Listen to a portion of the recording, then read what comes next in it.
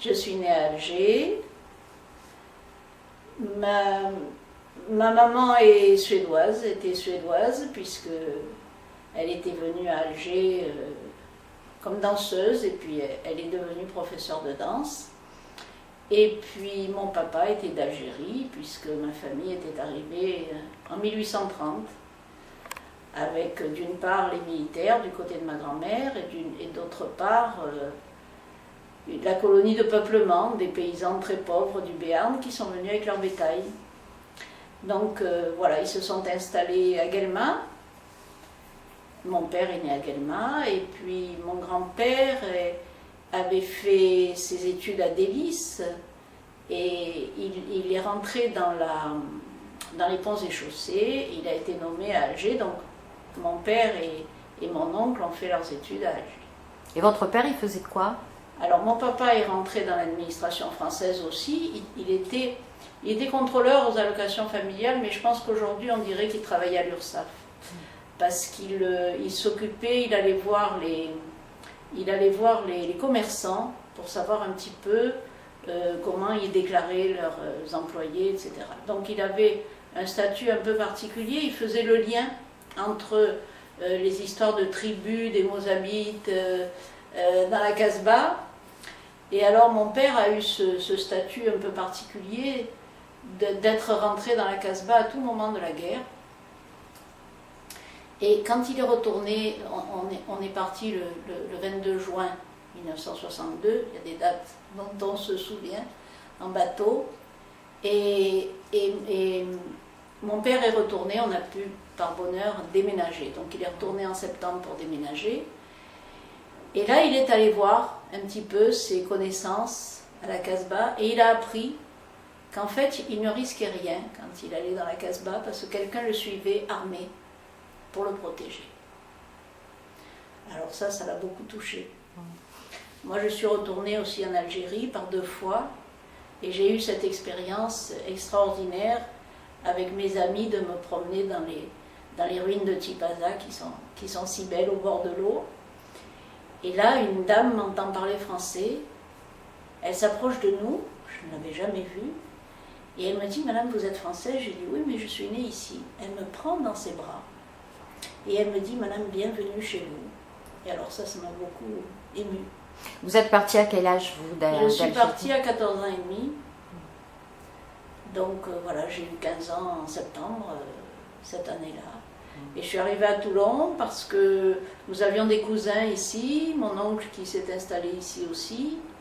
Alors mon oncle, lui, qui a fait toute sa carrière à l'Opéra de Paris comme chanteur, qui aurait souhaité prendre sa retraite en Algérie, mais vu les événements, il a choisi Toulon parce qu'il venait au Brusque l'été, il connaissait déjà bien la région.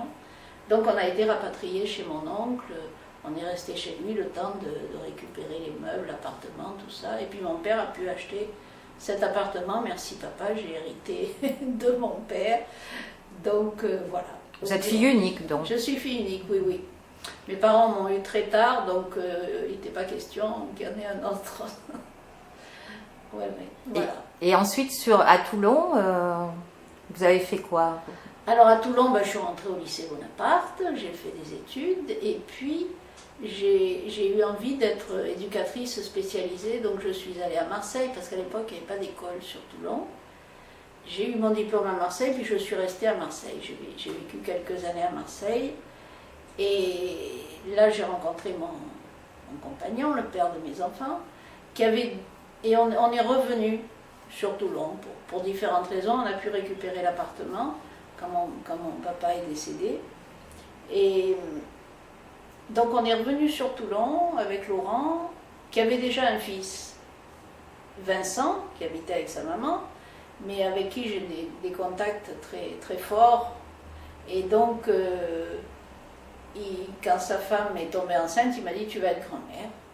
Donc j'ai 2 petits-enfants de cœur, comme je dis, et puis j'ai 2 enfants, Yannick et Eva, qui ont eux-mêmes des enfants. Alors j'ai un petit-fils qui s'appelle Sohan, qui aura bientôt un petit frère, ma fille est enceinte J'aurai la joie d'avoir encore un petit-fils au mois de juin, c'est encore un garçon. Et puis Noé, le fils de mon fils. Et j'ai beaucoup de chance parce que ma fille est à Toulon et mon fils à La Valette. Donc je vois mes petits-enfants régulièrement.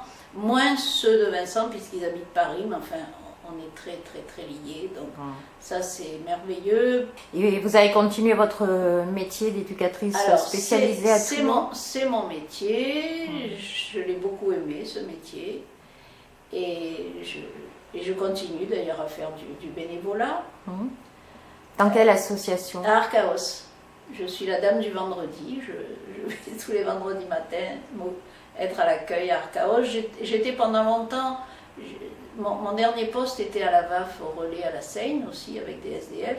Donc pendant longtemps, pendant 8 ans au moins de ma retraite, j'ai donné des cours de français. Puis là j'ai cessé, mais enfin je suis toujours en lien avec cette association. Voilà, mais j'ai toujours milité. Comme je dis, je suis chrétienne et communiste, alors c'est 2 bonnes raisons pour militer. Puis l'un, chrétienne et communiste et chrétienne, je ne sais pas dans quel sens, ça me constitue. C'est deux choses qui me constituent. En tant qu'éducatrice, comme je disais, je gérais la misère en quelque sorte. Si je n'avais pas eu un endroit où je la combattais, j'aurais eu l'impression d'être un peu bancale, quoi, de ne pas marcher sur mes 2 pieds. Alors au Parti communiste, je combattais la misère. Voilà, donc c'est un peu mes deux béquilles. Ça me tient et je pense que ça me tiendra jusqu'au bout. Donc je milite beaucoup dans beaucoup d'associations et dans ma paroisse. Et voilà. Vous faites partie, je crois, également de l'association Welcome. Voilà, comme on a créé la CIMAD il y a quelques années sur la Seine, avec des amis protestants au départ, et après il y a d'autres personnes qui viennent évidemment, mais enfin le noyau est protestant, et comme moi, alors je suis protestante parce que mes parents ont décidé que je prenais la nationalité de mon père et la religion de ma mère.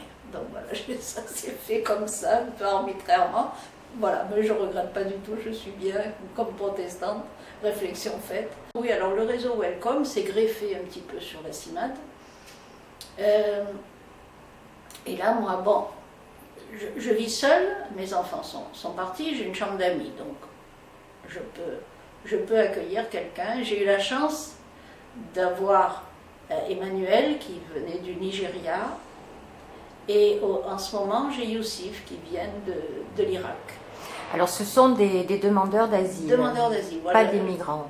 Le réseau Welcome, c'est pour les demandeurs d'asile et nous pallions un peu aux déficiences de l'État, puisque normalement les demandeurs d'asile devraient être hébergés en centre d'accueil pour demandeurs d'asile et ceux-là ne le sont pas.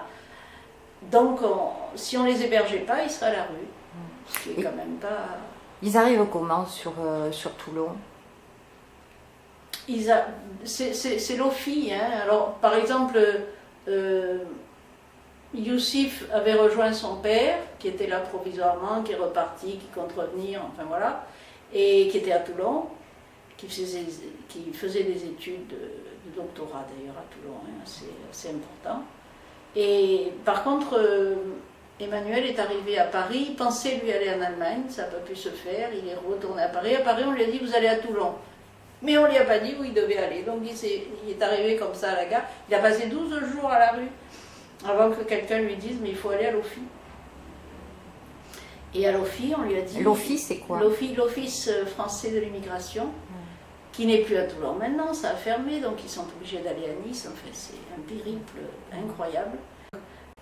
Pour moi, c'est des voyages extraordinaires. Le Nigeria, l'Irak, c'est pas des pays qu'on connaît trop ici. Et c'est des rencontres merveilleuses. Il reste combien de temps chez vous? Alors en général, une période de 6 semaines. Et ensuite, ils vont dans une autre famille pour que la famille ait le temps de souffler aussi. Hein, voilà. Et ça se passe bien? Ça se passe remarquablement bien. On est en train d'envisager l'après-CADA. Parce que s'ils sont déboutés, qu'est-ce qu'on fait? Le CADA a des règles. C'est quoi le CADA? Le CADA, centre d'accueil pour les demandeurs d'asile, qui ne les héberge pas, mais qui les suit, hein, qui leur fait faire qui les domicilie, qui leur fait faire leur dossier, qui s'occupe de leur faire avoir des cours de français. Ils s'en occupent quand même sur tous les autres plans, heureusement. S'ils sont déboutés par l'OFPRA, voilà, c'est la question. Et Welcome existe depuis combien de temps sur Toulon? Ah ben juste un an. Juste un an. Juste un an. Alors on a la chance d'avoir aujourd'hui plus de familles que de personnes à héberger. Ça prouve qu'il y a quand même un élan. C'est en lien avec l'arrivée des migrants alors Oui, alors Welcome, ça a été créé par les jésuites et il y a plusieurs années. Donc ça existe. Nous, on est nouveau sur le Var. Et qui a créé sur le Var? Qui l'a créé? Ben, sur le Var, c'est parti de la CIMAD. Il y a des femmes demandeuses d'asile? Oui, bien sûr. Oui. Il y en a beaucoup? Il y a une jeune érythréenne qu'on a côtoyée au temple, puisqu'elle est chrétienne. En ce moment, il y a 3 Iraniens aussi qui demandent le baptême d'ailleurs, donc qu'on voit régulièrement au temple aussi. Des femmes, il y en a moins, mais il y en a quand même. Il y a des familles, alors là, on a beaucoup plus de mal à les héberger. En général, c'est quand même le CADA qui s'en occupe. Mais on a quand même une famille d'Irakiens aussi, avec 2 enfants. Mais c'est plus difficile pour trouver des logements grands, quoi. Voilà. Et ça vous apporte quoi, ces rencontres avec des nationalités si différentes? Disons que c'est du concret. C'est du concret. Quand on milite, on fait beaucoup d'informations, on distribue des tracts, on essaie de convaincre les gens, etc. Et puis là, c'est du concret. Il y a un autre moment de ma vie où j'ai eu une action comme ça, où j'ai mouillé la chemise. C'est quand j'ai fait partie du MLAC, Mouvement pour la liberté de l'avortement et de la contraception. Et puis en ce moment, on se demande s'il ne faudrait pas s'y remettre, parce que quand je pense qu'il n'y a pas de planning dans le Var, que c'est le parcours du combattant pour arriver à se faire avorter. Voilà. Alors à l'époque, j'étais à Marseille et j'ai fait partie du MLAC et on a pratiqué les avortements pour prouver que c'était possible, que c'était pas cher, que c'était pas dangereux.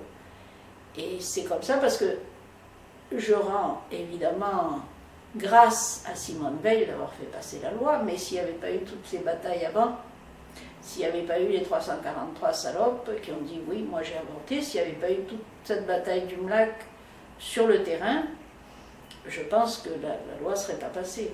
Donc voilà, ça a été un combat là, important pour moi. Parce que là aussi, voilà, ça a été du concret. Rien n'est acquis pour les femmes. Non. C'est une lutte permanente. C'est ce qu'on voit en ce moment. Ouais. C'est vrai. D'ailleurs, il y a un militant communiste, celui dont le nom m'échappe, c'est idiot, qui a créé la sécurité sociale d'ailleurs après-guerre, et qui a dit il ne faut pas parler d'acquis, il faut parler de conquis, parce que c'est toujours à conquérir, et c'est vrai.